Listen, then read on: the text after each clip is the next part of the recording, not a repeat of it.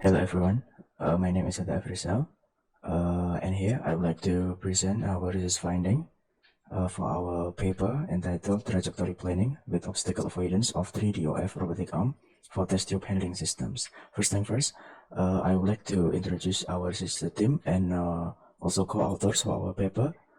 The first one is Mr. Setiyono, the second one is Mr. Muhammad Fahmi Yusuf, the third one is Ms. Rose Mutiara Suin, and four of us from the Department of Electrical Engineering, Faculty of Engineering, Universitas Diponegoro, Indonesia. And we also are affiliated in C Biomes, which is one of research excellence institution in Universitas Diponegoro, Indonesia. And the other co-author for our paper is Dr. Olimjon Toirov, and he is from the Department of Electrical Machines from Tashkent State Technical University, Uzbekistan. So there are some main issues which motivate our research, such as the increasing demand on contactless material handling system using robotics, especially for medical and pharmaceutical environment during pandemics and post-pandemic period. And the second one is the necessity of improvement for manipulation technique in trajectory planning, especially for smooth material handling system using robotic arm. This is especially to ensure safety and minimizing actuation failure in the presence of obstacles. And the third one is we also target the future potential utilization of portable tabletop robotic arm, specifically for emergency cases, such as for emergency tents in medical situations. So for our research, we have a goal, especially three main goals. The first one is to provide the solution for portable tabletop robotic arm for infectious material handling. And the second one is to develop a prototype of 3D OF paralleling robotic arm.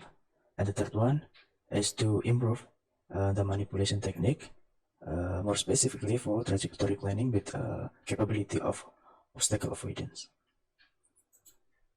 So here is the design of our mechanical system and electronics. Figure 1 shows our design for robotic arm joint configuration.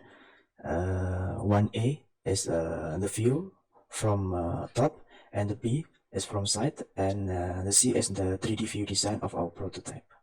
For our system, we especially three different main ports. The first one is the full actuators. Yeah, so we utilize 4 motor servos, especially for base joint, shoulder joint, elbow joint, and gripper servo.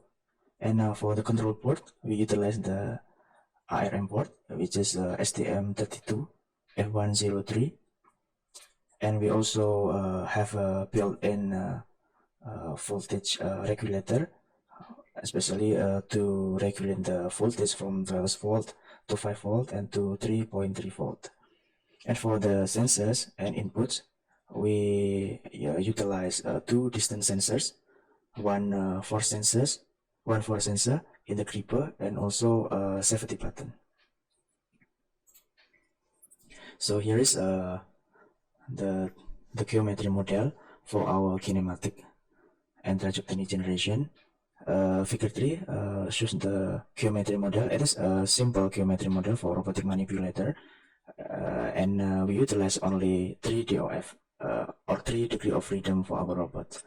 So in here, we try to compute the inverse kinematics, especially to find the position from the angle, and the next step is to regulate the trajectory generation, especially using cubic polynomial. So basically, for trajectory generation, we can utilize many different methods, but in our research we utilize a cubic polynomial because it is quite simple and it is quite easy to regulate. So the next method is to tackle the obstacle. I mean, in here, this is this is our algorithm for obstacle avoidance using distance calculation. The first step is we have 2 distance sensors. Hence, we can calculate the distance of the end effector to the obstacles. Once we find the distance, we can record the joint angles to do the forward kinematics. And in table 1, we show here it is Dinavit-Hertenberg parameter values for 3 different joints in our 3 DoF robotic arm. The joint 1, for example, the angle is 90, and for the joint 3, the angle is minus 90. Yeah, and also we can we have calculate for the angle and also the length.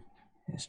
So in here we try to find the homogeneous transformation matrix to find the forward kinematic model for x, y, and z position.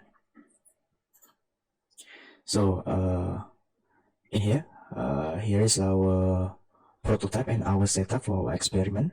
So basically we utilize an obstacle in the form of tubular, and in here our robot is gripping a test tube which contains material. It can be solid, it can be liquid, but it is simulated for infectious material handling.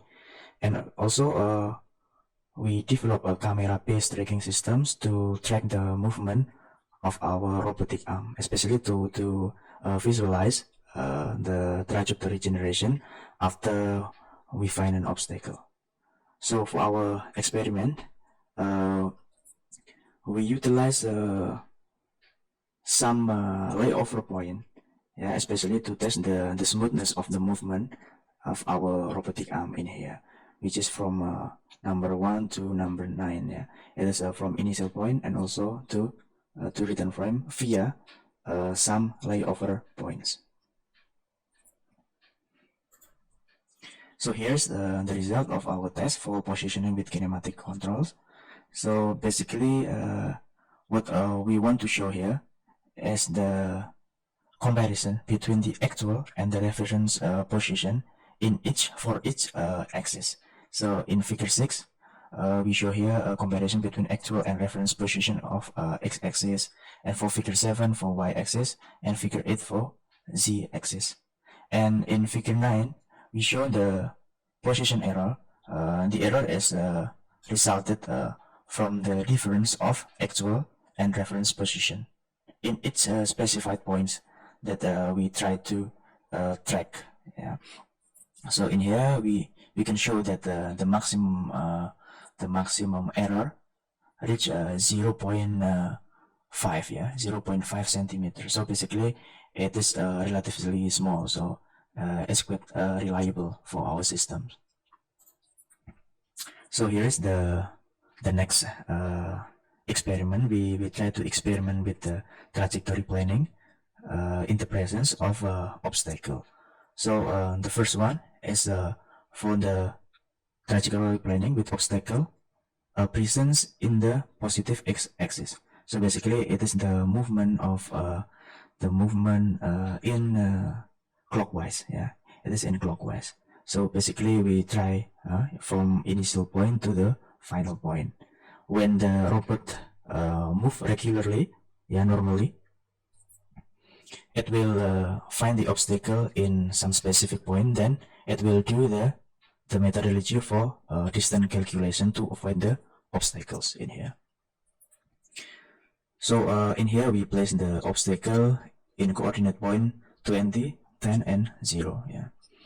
So then we try to monitor the actual position, yeah, versus the reference position to notice the accuracy of our system. Yeah. And basically after we try to plot the error, yeah, the error is resulted from the difference of actual versus reference position. It shows that the maximum error of position is only 0.46. Yeah. So basically it is relatively small. It is 0.46 centimeters. Yeah.